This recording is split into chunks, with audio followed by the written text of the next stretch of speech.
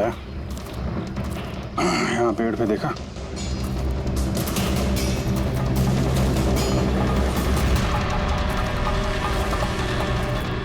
छोटा सा कैमरा। मतलब हम लोग सही जगह पे आ गए हैं।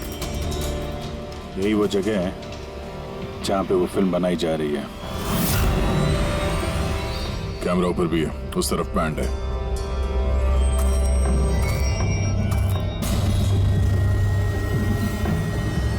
शायद इस कैमरे से कुछ पता चले उनके अड्डे के बारे में। नहीं अभिजीत, ये तो हाई एंड वायरलेस कैमरा है। इसके जरिए पता लगाना मुश्किल है कि इसमें जो स्टोर्ड फुटेज है वो कहाँ से ब्रॉडकास्ट हो रहा होगा। और इस जंगल में पता नहीं और कितने कैमरास हैं। देखते हैं, आगे शायद कोई कैमरा मिल जाए जिससे कुछ पता चले।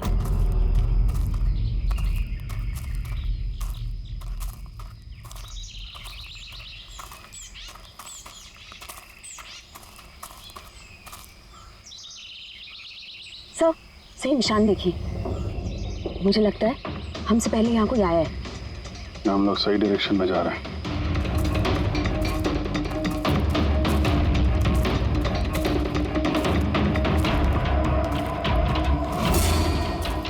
सर ये निशान यहीं तक है सर, इसका मतलब उनका अड्डा यहीं कहीं है।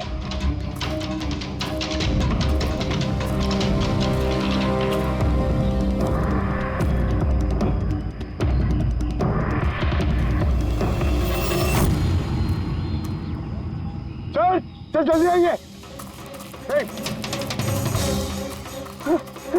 एक मिनट सर, एक सेकंड घबराओ मत। हम लोग सीआईडी से हैं। उठो उठो उठो। सर आप लोग सीआईडी से, मुझे बचा लीजिए सर।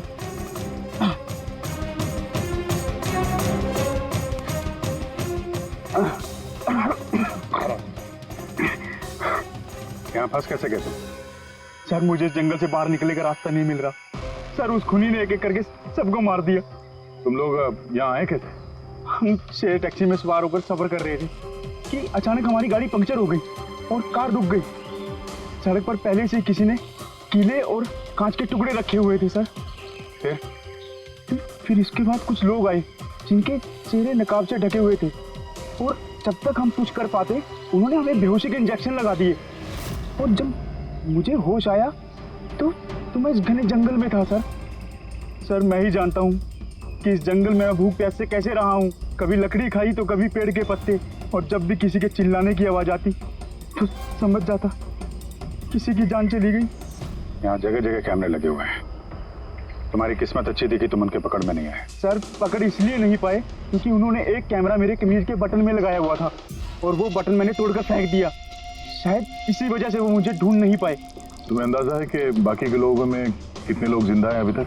मालूम नहीं सर, पर कल रात जब मैं पेड़ पर बैठा हुआ था मुझे किसी के चीखने की आवाज़ आई थी। न जाने वो उनको घायल कर रहे हैं या फिर जान से मार रहे हैं सर। किस तरफ से आवाज़ आई थी, कौन सी दिशा से, कुछ याद है आपको? मेरे पेड़ इस तरफ, शायद उस तरफ से सर।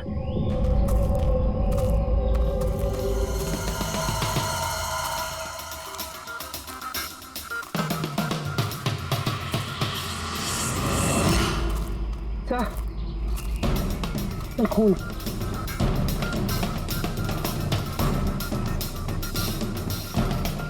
सर यहाँ पर भी। इसका मतलब उनमें से कोई घायल है, किस तरफ गया होगा? सर, ये देखिए खून के कुछ निशान इस तरफ भी जा रहे हैं। इस तरफ भी खून का निशान है और इस तरफ भी है। दोनों तरफ है, दोनों तरफ देखना पड़ेगा। पंकज, पूर्वी, तुम लोग इधर देख लो, हम लोग इधर देख लेते हैं। विनोद तुम इनके साथ जाओ और हाँ, हर आधे घंटे में अपडेट दे देना, ठीक है? आप आइए।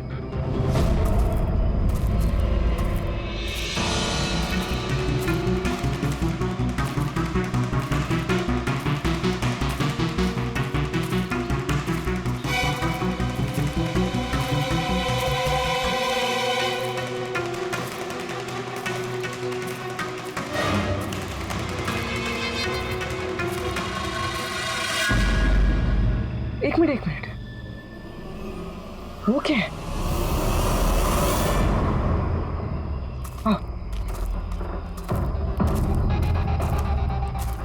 घर शायद घायल विक्टिम ने यहीं पर पनाह ली हो। जंगल के बीच में घर, मगर नक्शे के हिसाब से तो यहाँ कोई घर नहीं था। हो सकता है ऐसे फिल्म बनाने वालों को ऐसे लोकेशंस की जरूरत पड़ती है ताकि उन्हें कोई ट्रैक ना कर सके। हो सकता है उस घर में जो घायल आदमी है वही मुजरिम हो सकता है पंकज, और ये भी हो सकता है कि आगे और भी कैमरास लगे हों। होशियार रहना।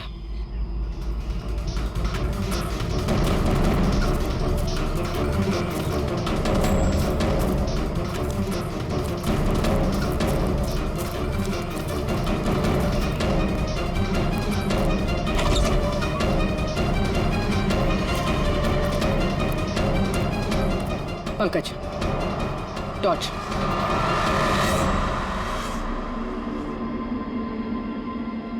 ये घर तो एकदम हिंदी फिल्मों की डरावनी पिक्चरों जैसा। ये देखो, उस घायल विक्टिम को यहीं पर लाया गया है। वो आवाज सुनी? अंदर से आ रही है।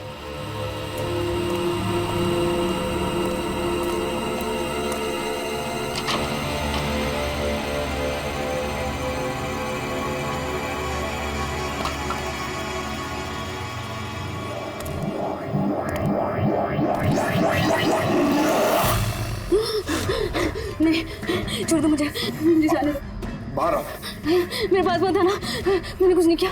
देखो, हम लोग सीआईडी से, घबराओ मत। आओ, कुछ नहीं होगा तुम्हें। आजा आजा।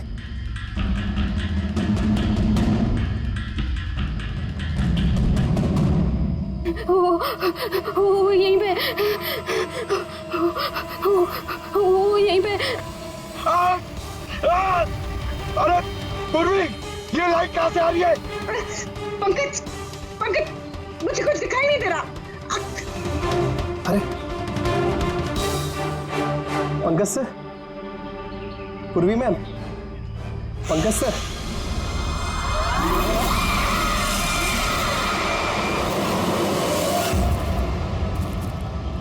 सर, खून के निशान तो यहाँ के खत्म हो गए।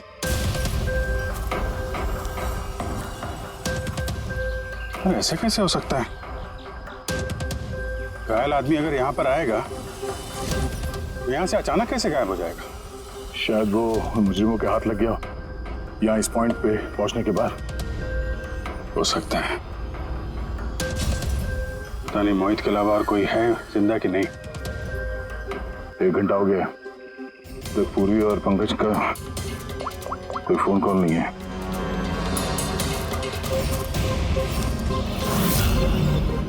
पूरी फोन उठा नहीं रही है। पंकज, देखता हूँ।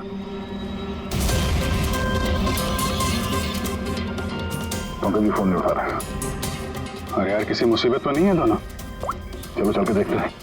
चलो। यहाँ पे खून इस तरफ गए थे।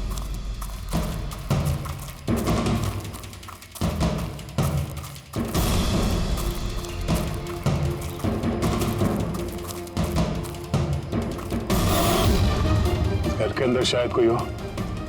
अंदर जाके देखता हूँ। ठीक है, तब तक मैं यहाँ बाहर देखता हूँ।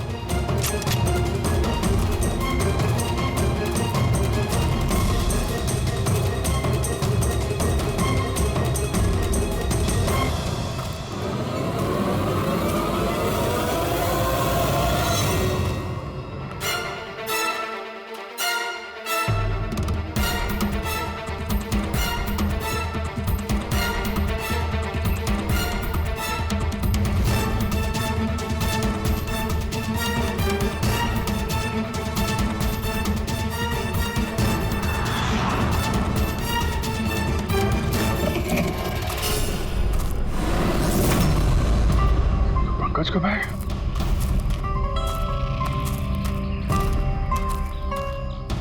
पंकज,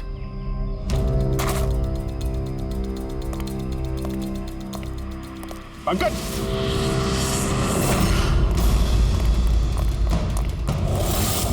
पंकज, पंकज, पंकज, कैसे हो? उठो, उठो, सर, उठो। क्या हुआ? हाँ? सर वहाँ पे वो घर में गए थे सर, वहाँ पे एक लड़की थी सर। हाँ। सर सर बात ही कर रहे थे सर, पता नहीं एकदम से इतनी रोशनी आई सर कि कुछ दिखने नहीं, कुछ समझ में नहीं आ रहा था। वो घर से जैसे जैसे मैं निकला बाहर, शायद यहाँ गिर गया सर, पता नहीं, कुछ समझ में नहीं आ रहा सर, एकदम चक्कर आ रहा है। और पूर्वी, विनोद, वो कहाँ है? सर वो लोग पता नहीं सर, अंदर थे, बाहर निकले पता नहीं सर। Oh no. क्या हुआ क्या तुम्हें? ये ठीक है। पूर्वी और विनोद मिले? नहीं, उस घर के अंदर तो कोई भी नहीं। ओह गॉड, उन्हें कहीं कुछ हो ना गया हो।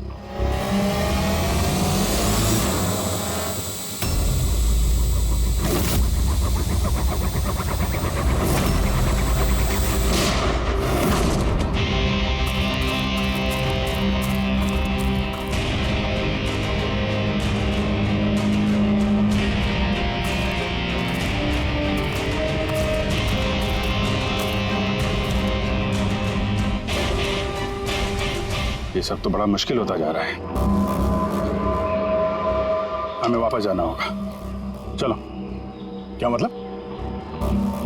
देखो दया, हमें ये नहीं मालूम है कि अपराधियों की तादाद कितनी है, कितने कैमरे लगा रखे हैं यहाँ पे, कितने हथियार हैं उनके पास। ऊपर से हम पे हर वक्त नजर रखे हुए हैं। अभी फिलहाल हम उनसे मुकाबला करने की तैयारी में नहीं है। और पूर्वी, उसे यहाँ पे अकेला छोड़ के चले जाएंगे हम? यार दया देखो, पूर्वी उनके चंगुल में फंस चुकी है। हम उसको बचाने जाएंगे तो हम भी नहीं बच पाएंगे। अभिजीत, क्या हो क्या गया तुम्हें? कुछ याद है सीआईडी में हमें पहले क्या सिखाया था?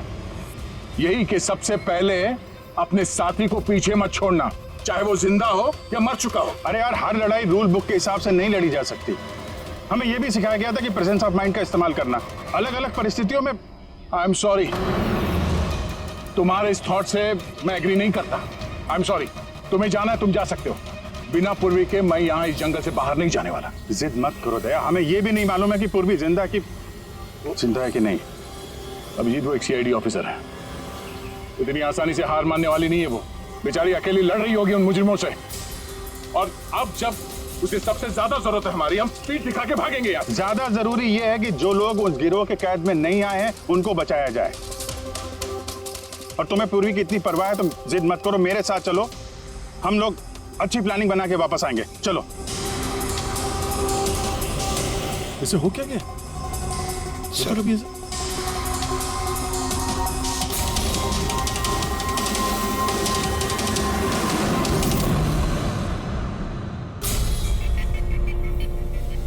सीआईडी के इतिहास में ऐसा पहली बार हुआ होगा कि सीआईडी किसी से डरकर दुम दबाकर भाग गई।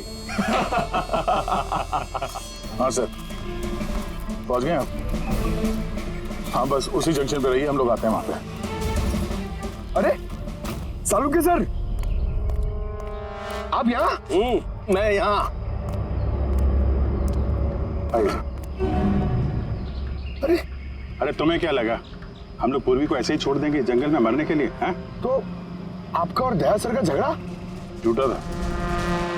जब अभिजीत ने वहां पे कैमरा देखा तो उसने मुझे इशारा किया। पता नहीं और कितने ड्रोन लगा रखे होंगे हम पे नजर रखने के लिए। जो आदमी उस कैमरे के जरिए हम पर नजर रखे हुए था, उसकी आंखों में धूल झोंकना जरूरी था, इसलिए। अब वो लोग ये सोच के बैठे होंगे कि हम लोग जंगल से निकल गए, थोड़े रिलैक्स भी हो जाएंगे। यही मौका है उन पे हमला करने का। अभिजीत, ये लो, ये तुमने मंगाया था। ये क्या डिवाइस है सर? ये जैमर है पंकज, आसपास इस एरिया में जितने भी कैमरे होंगे सब जैम हो जाएंगे। अब वो हम पे नजर भी नहीं रख पाएंगे। और ये ड्रोन पे जो कैमरा लगा है, इसकी रेंज 7 किलोमीटर सिर्फ। बैटरी तो खत्म होने वाली है। इसका मतलब अगर हम इसे नहीं पकड़ते तो ये वापस उनके अड्डे पे जाता बैटरी बदलने के लिए। जरा आईपैड निकालना, नक्शा निकालो उसमें।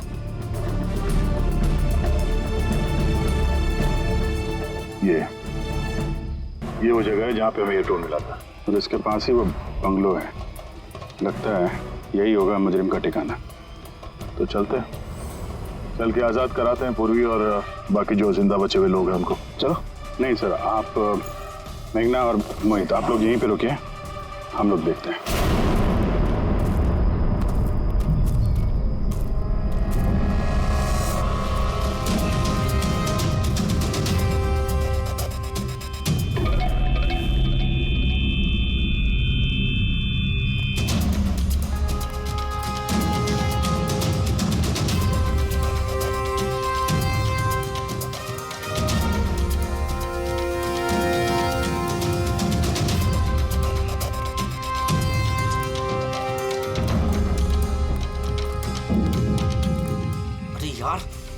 पूरा सिस्टम बंद कैसे हो गया?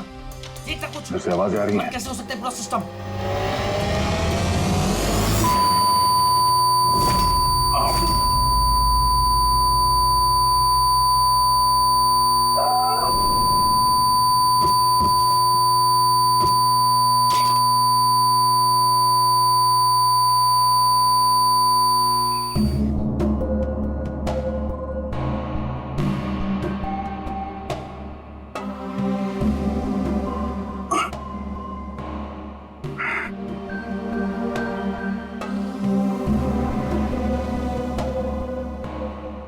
पंकज,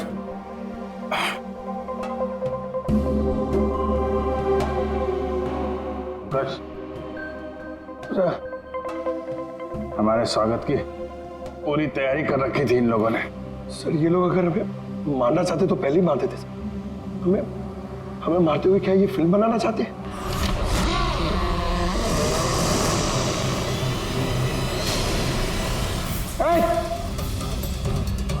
सर्च जाओ, सर्च। मैं हूं पंकज। पूर्वी,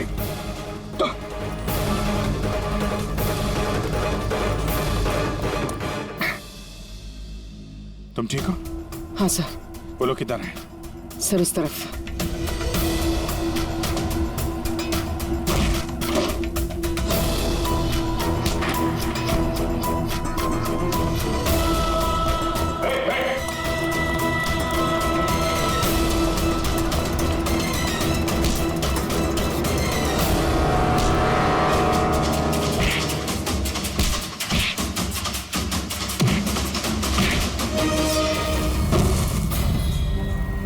सर चल चल।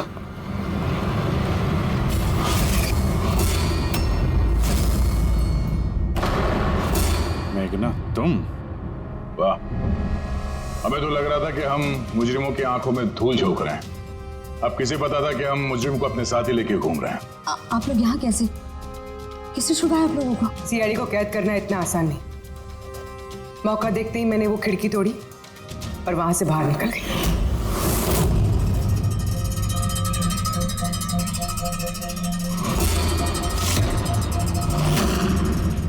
और उसके बाद मैंने उन्हीं लोगों का पीछा किया जिन लोगों को तुमने भेजा था मुझे ढूंढने के लिए।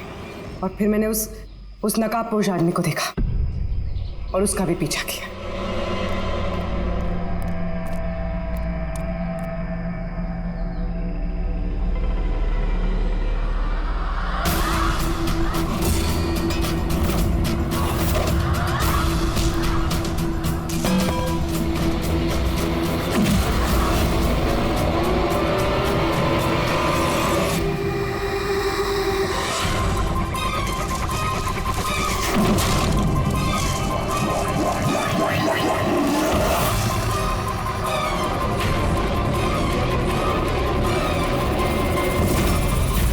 कुछ देर बाद जब मुझे होश आया तो मैंने देखा कि मगर इससे पहले कि मैं बाकी ऑफिसर्स तक पहुंच पाती, तुम्हारी उस सोनिक बूम वाली आवाज ने इन्हें बेहोश कर दिया था। वो तो मेरी किस्मत अच्छी थी कि मैं दूर थी और उस आवाज का मुझ पर कोई असर नहीं हुआ। और फिर मैंने सोचा कि क्यों ना उस नकाब को ही मैं अपना हथियार बना लूं। जिस बेरहमी से तुमने लोगों की जान ली है, तुम तो औरत कहलाने के लायक भी नहीं हो। अब ये बताओ, तुमने ये सब किस लिए किया? ये सब मैंने पैसों के लिए किया है सर। जितने पैसे मुझे इस काम के लिए मिल रहे थे ना, उतना तो मुझे अपनी जॉब में 5 साल में भी नहीं मिलता। और वैसे भी क्या फर्क पड़ता है, रोज इतने लोग मरते हैं, अगर 2-4 और मर गए तो क्या हुआ? तुम्हें शायद मालूम नहीं है कि तुम कितनी बीमार हो। बाकी लोग कहाँ हैं जो तुम्हारे साथ में थे? मैंने किसी को कोई नुकसान नहीं पहुंचाया सर, इतनी भी बुरी नहीं हुआ। और वैसे भी मैंने कोई भी खून अपने हाथों से नहीं करा है। मुझे तो एक औरत ने करोड़पति बनने का ऑफर दिया था जो मैंने एक्सेप्ट कर लिया। कौन औरत? बहुत अजीब सा नाम था उसका।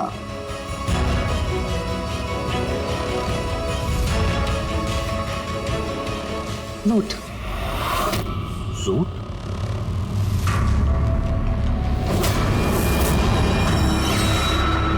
तो रूट है इस सब के पीछे, मास्टरमाइंड। अब उसने ऐसा क्यों किया उसका जवाब तो अब वही देगी। तो जहां तक तुम्हारा सवाल है, कानून तुम्हें कड़ी से कड़ी सजा देगा।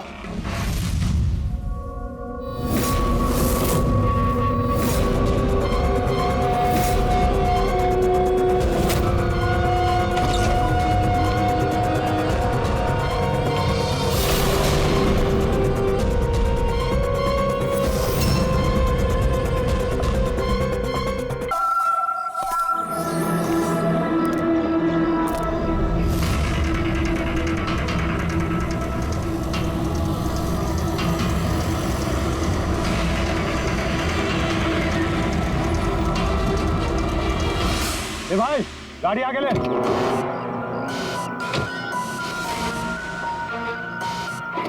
बोला ना तुझसे, गाड़ी आगे ले तो आगे ले। अरे भाई कैसे आगे लूं, गाड़ी खराब हो गई है ना। प्रॉब्लम बाद में देखना, धक्के मार के आगे लो पहले। अरे आप लोग भी मदद कीजिए। हम क्या मदद करो, तुम जल्दी। इस आदमी को मैं पहचानता हूँ सर, इसका मतलब हमारी इन्फॉर्मेशन एकदम सही है। यानी कि वो रूट नाम का कंप्यूटर हैकर इसी जगह पे होगा। और वो रूट जरूर कोई खतरनाक प्लानिंग कर रहा है सर। चाहे कुछ भी हो जाए, उसे जिंदा पकड़ना है, ये जानने के लिए कि उसका मिशन क्या है। और इस मिशन में तुम दोनों साइबर कॉप की आगे भी जरूरत लगेगी। तुम यस सर। यहाँ बाहर गेट पे खड़े रहना। ओके बाहर सर। नजर रखना। चलो।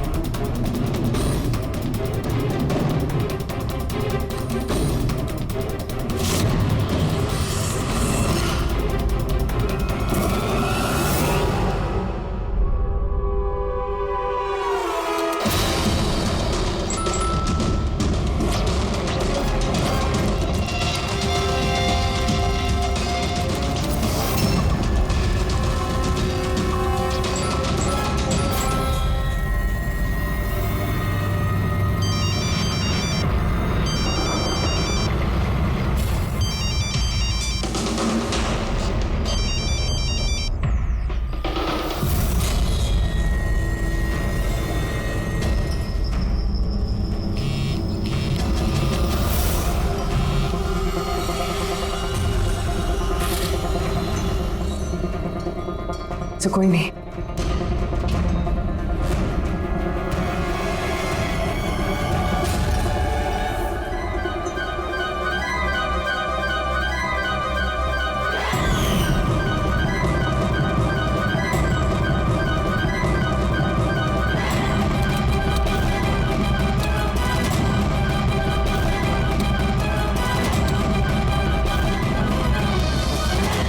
आप रेडी?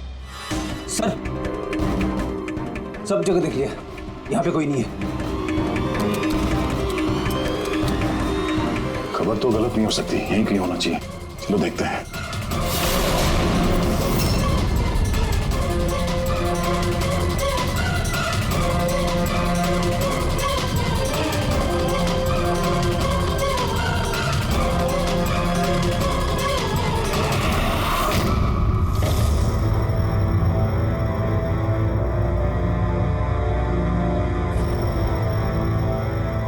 तो कोई नहीं है।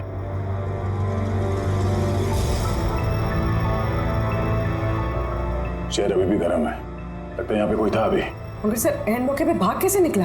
सर हम लोग तो चारों तरफ से बंगले के अंदर घुसे, किसी को बाहर भागते हुए नहीं देखा है। सर, हाँ सर ये मॉनिटर देखिए, सर ये तो घर के आसपास की फुटेज चल रही, कहीं हमें देख के भाग तो नहीं गया? हो सकता है, वो ज्यादा दूर नहीं गया होगा। जरा इस जगह को अच्छी तरह से चेक करो, और पूरी इस कंप्यूटर को चेक करो, देखो क्या मिलता है। तब तक मैं गेट पे जाके देखता हूँ।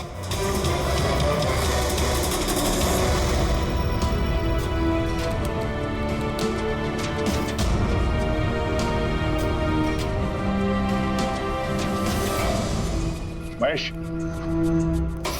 Mahesh, yes sir. ये रूट अंदर नहीं है, लगता भाग गया। तुम यहीं पे खड़े थे? सर मैं यहीं पे खड़ा था, मैंने किसी को नहीं भागते हुए देखा। तो यहाँ से कोई नहीं गया बाहर? नहीं सर। मेन गेट से तो कोई बाहर गया नहीं, पता नहीं ये रूट कहाँ से चला गया। सर बाहर पीछे की तरफ एक गेट है, शायद वहीं से भाग गया होगा। सर वो कंप्यूटर पासवर्ड प्रोटेक्टेड है, ब्यूरो ले जाना पड़ेगा। सर ये रूट जरूर अपने उसी खतरनाक मिशन को पूरा करने में लगा होगा। ये रूट को किसी भी हाल में जल्द से जल्द ढूंढना होगा। एक मिनट, पूरे घर में कहीं भी ये कारपेट नहीं है और यहाँ पे कारपेट रखा हुआ है, उसके ऊपर ये स्टूल। जरा हटाओ इसे। सर यहाँ पे खुफिया दरवाजा। बड़ी तुम यही रहो इनके साथ, हम लोग अंदर देखते हैं।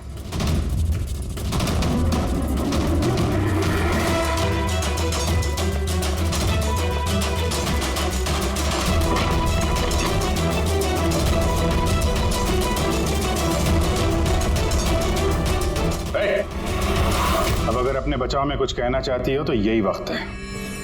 मुझे कुछ नहीं कहना, जो भी कहना मेरा वकील कहेगा। सर हमने इस रूट का कंप्यूटर सिस्टम एक्सेस कर लिया है और इंक्रिप्शन में भी सफल हुए हैं। कुछ पता चला? हाँ सर इसने पिछले कुछ दिनों में इंटरनेट पे भयानक वीडियोस पोस्ट किए।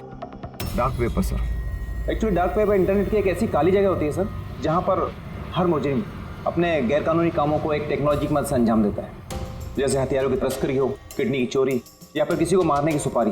सर ऐसा कोई भी काम नहीं है जो इस साइट पर नहीं होता है। समझ में ये बात नहीं आती, जब सब कुछ इतने खुले में होता है, सबको पता है, तो इसे रोकने के लिए हम कुछ करते क्यों नहीं? सर ये इतना आसान नहीं है। एक्चुअली इस साइट पर जाने के लिए आपको एक कंप्यूटर सॉफ्टवेयर की जरूरत होती है, जो चुनिंदा हाई प्रोफाइल मुजरिमों के पास ही होता है। जैसे कि ये रूट। Yes sir. और सर जैसे कि हमें पता है कि इस डार्क वेब पे आईपी एड्रेस और यूजर आईडी ये दोनों गुप्त रहते हैं। जरा दिखा कौन सा वीडियो डालें इस रूट में।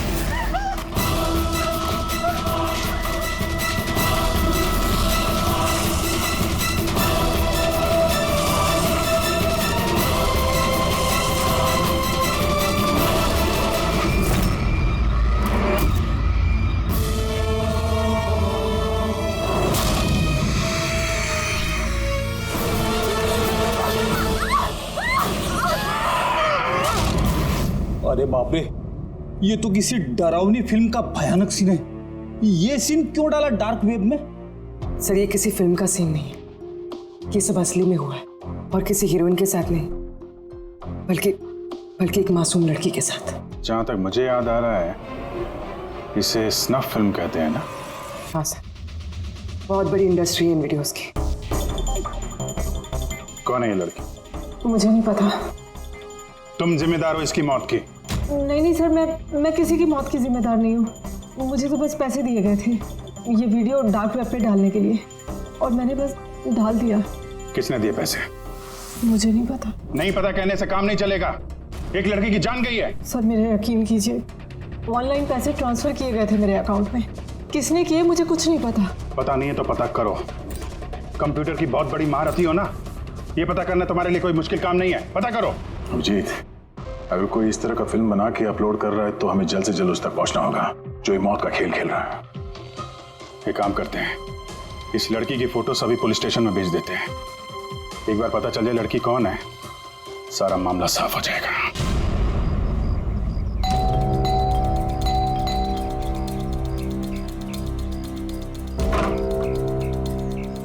जी कहिए, किससे मिलना है? ये रिया का घर है ना? हाँ, मैं उसका पापा। आइए। वो हम लोग सीआईडी से हैं। आपके लिए एक बुरी खबर है। आपकी बेटी रिया अब इस दुनिया में नहीं रही। पता है, मगर आप उसके मौत के 10 दिन बाद क्यों आए हैं ये सब बताने? आपको पता है कि आपकी बेटी रिया की मौत हो गई है? आप उस कार एक्सीडेंट की इन्वेस्टिगेशन के लिए आए हैं ना, तो आपको ये तो मालूम पड़ा होगा कि रिया का तो फ्यूनरल भी हो गया है। एक मिनट, आप किस कार एक्सीडेंट की बात कर रहे हैं? वही जिसमें हमारी रिया चल बसी है। शेयर टैक्सी में वो पुणे जा रही थी। नहीं, रिया की मौत कार एक्सीडेंट में नहीं हुआ है। ये क्या कह रहे हैं आप? एक मिनट, ये रिया है। हाँ, ये रिया ही है। एक्सीडेंट वाले दिन उसने यही कपड़े पहने थे। एक मिनट, सॉरी बाबू, लगता है कुछ कंफ्यूजन है। आप जरा बताइए कि आपकी बेटी रिया का कार एक्सीडेंट कैसे हुआ था? शेयर टैक्सी में वो पुणे जा रही थी, 7 और लोग भी थे उसके साथ।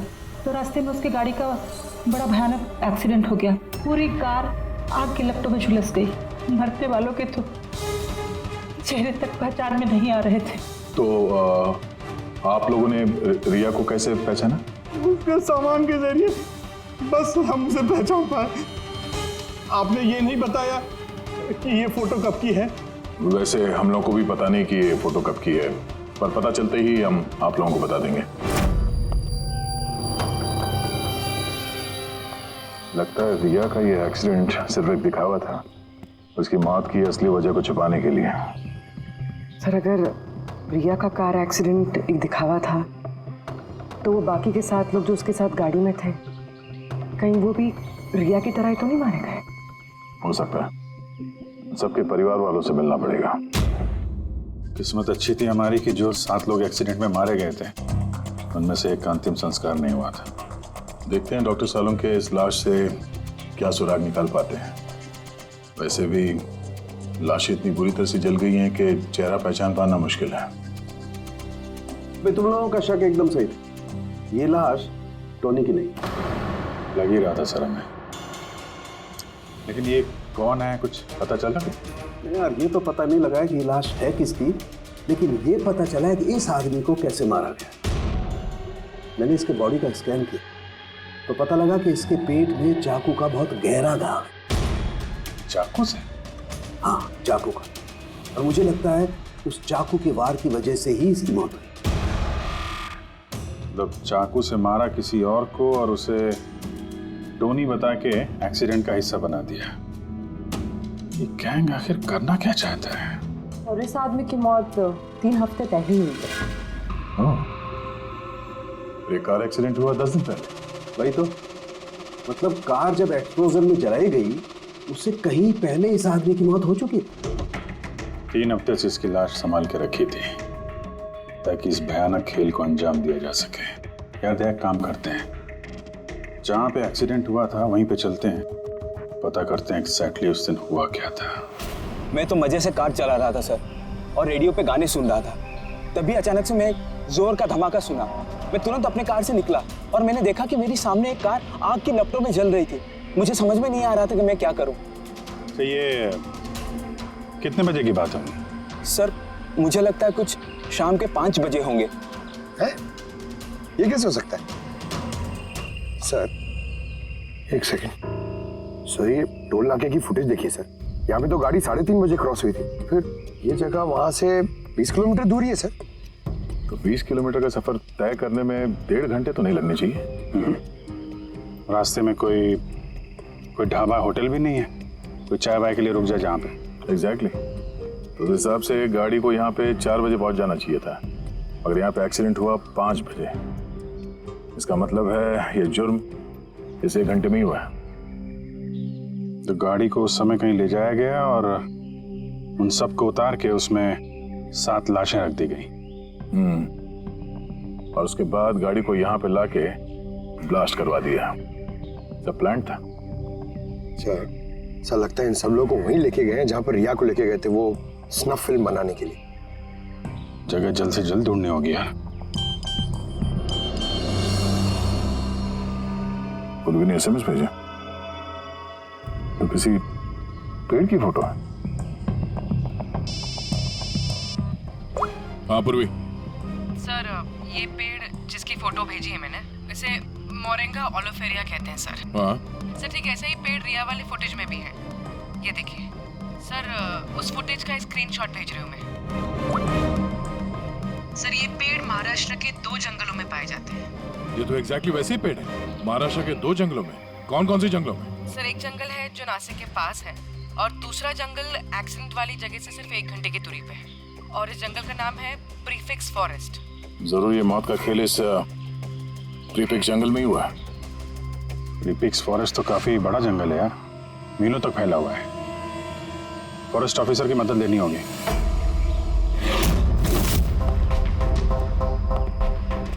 इस जंगल में ये सब हो रहा है, यकीन नहीं होता। क्या आपकी इंफॉर्मेशन पक्की है ऑफिसर? पक्की नहीं होती तो यहाँ तक आते नहीं हम लोग। आप बताइए कुछ हाल फिलहाल में ऐसी कोई घटना आप लोगों ने कुछ सुनी हो, कुछ देखी हो, जंगल के अंदर कुछ हुआ हो? बिल्कुल नहीं, और अगर ऐसा कुछ होता तो हम जरूर उस पर ध्यान देते। चलो कोई नहीं, फिर भी अपनी तसल्ली के लिए एक बार हम जंगल देखना चाहेंगे। श्योर। वैसे सर आप लोग पूरा जंगल देखना चाहेंगे? क्योंकि मीलों तक फैला हुआ है ये, इसमें काफी वक्त लग सकता है। नहीं, हम पूरा जंगल नहीं देखेंगे। हमें जंगल का वो हिस्सा दिखाइए जहाँ पे कोई आता जाता नहीं है, क्योंकि अक्सर सुनसान इलाकों में ही जुर्म पनपता है। Okay officers. विनोद, मेघना, इन्हें जंगल के उन इलाकों की दिखाने की जिम्मेदारी आपकी है। ओके? जी sir. Yes sir. Sir 1 second. Sir ये देखिए, सर ये जंगल का सबसे घना और सुनसान इलाका है। मेरी समझ से हमें यहीं से शुरू करना चाहिए। ठीक है, देखते हैं।